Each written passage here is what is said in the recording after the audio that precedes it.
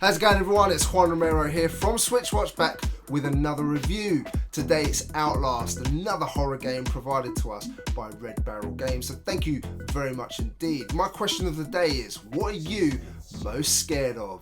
Let's get into the review of Outlast. The story in Outlast revolves around freelance investigative journalist Miles Upshaw, who decides to take it upon himself to investigate Mount Massive Asylum due to a tip that something wasn't right there. The place was supposed to be abandoned, but as a good journalist does, he decides to break in. The story is set with you driving down a country road deep in the mountains, and when you see the asylum, it's really impressive. As you begin to investigate, the story is drip fed to you in a series of files left around the asylum, and it's fascinating to find out all the crazy horrible stuff that's been taking place.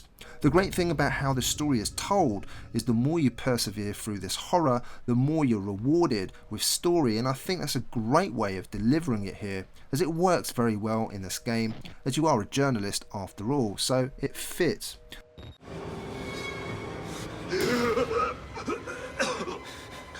They killed us.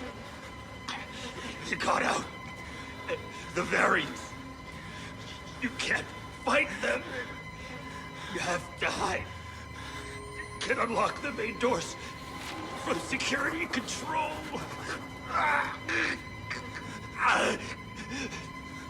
You have to get the fuck out of this terrible place.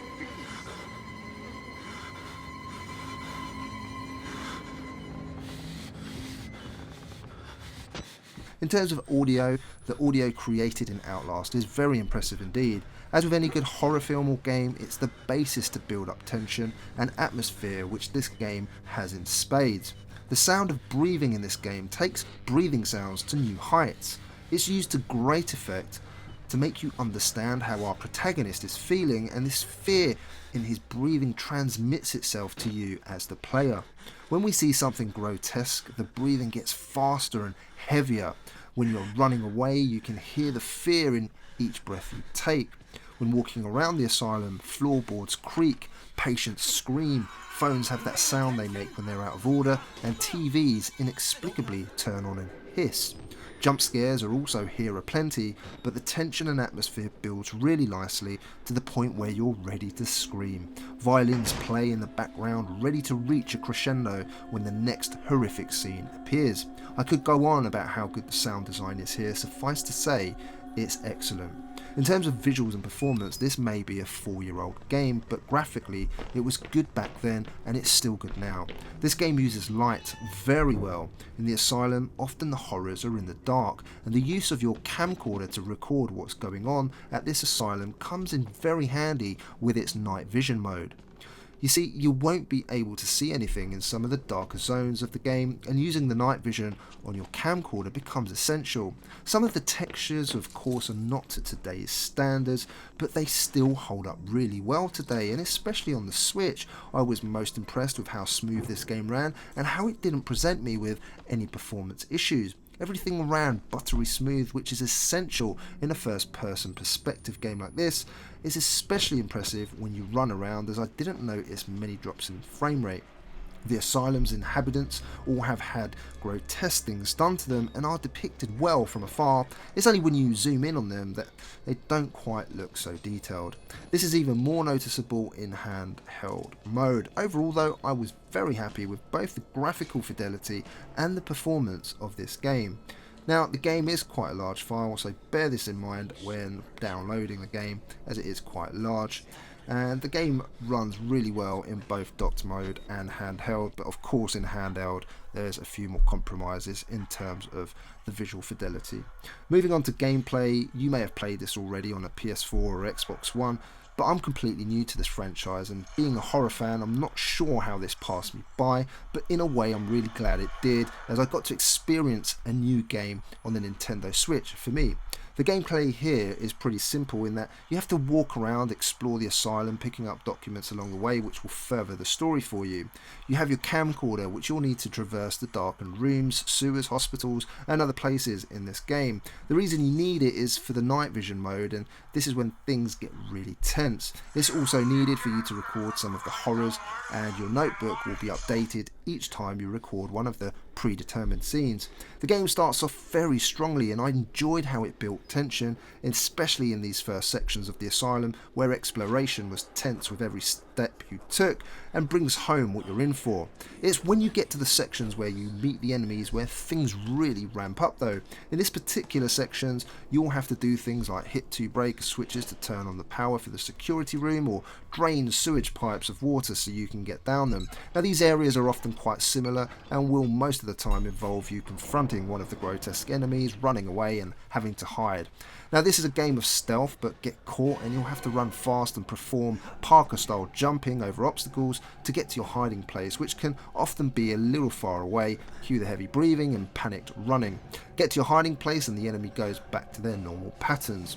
Now sometimes you get cornered and die, which of course can be frustrating. You'll have to learn the enemy patterns, run and hide, rinse and repeat. The first few times I found it to be really intense, but you soon get used to it and then it becomes a slightly repetitive, and that was my main issue with the gameplay overall. Don't get me wrong, it's all implemented really well, and like layers of fear and detention, there are no weapons here, so you can't hurt your enemies.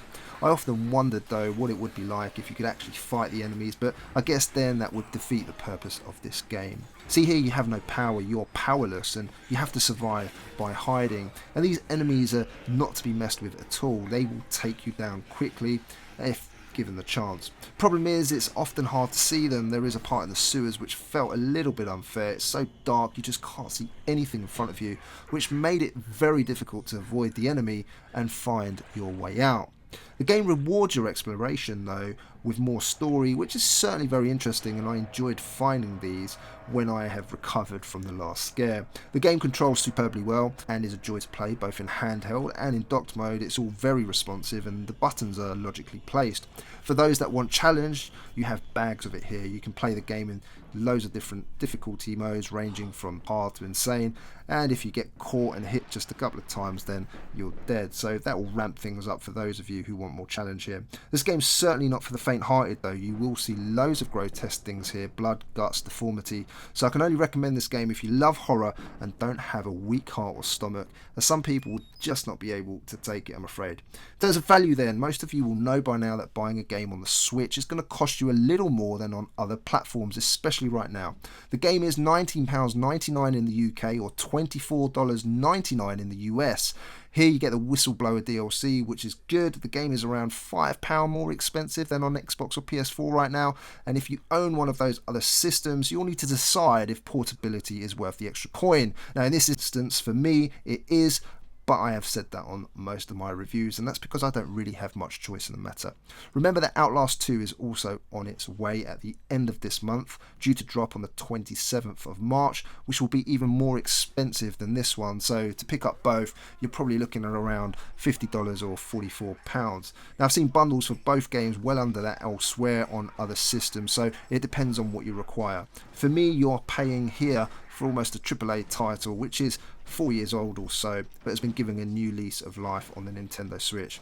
The game is about 5 hours long or so, but with the DLC it will take you extra time, and also you have the other difficulty modes where you might want to play through this again, so it's going to give you a good few hours of playability here. Now I've played the game a number of times, and I played it extra just so that my friends could play it and I could witness their reactions, and for that it's worth the money alone. In summary, Outlast was a great surprise for me, being new to the franchise. With all the horror games we've had lately, this one struck fear in me the most. Its graphical fidelity and brilliant sound design build a tense atmosphere while jump scaring the life out of you. Some of the gameplay sections can get a little repetitive once nearing the end, but I enjoyed the experience greatly and cannot wait for Outlast 2. If you're a fan of horror, then this is certainly one that you need in your collection. For me then, a definite 8 out of 10. If you enjoyed this review, guys, then please hit that thumbs up. It really means a lot to me and the Switchwatch team. Really do appreciate all of your support. Thank you for watching. We're really pleased with the way the channel's going, and we couldn't do it without your help, so we really appreciate that. If you're a new watcher here and you want to watch some Nintendo Switch reviews, that's all we do here, then please consider hitting that subscribe button. Again, we'd really appreciate that. And let me know what you thought about this game if you've already played it. Let me know in the sections down below. My name's Juan Romero from Switchwatch. You know what I'm going to say, guys. I'll see you on the next one. Take care.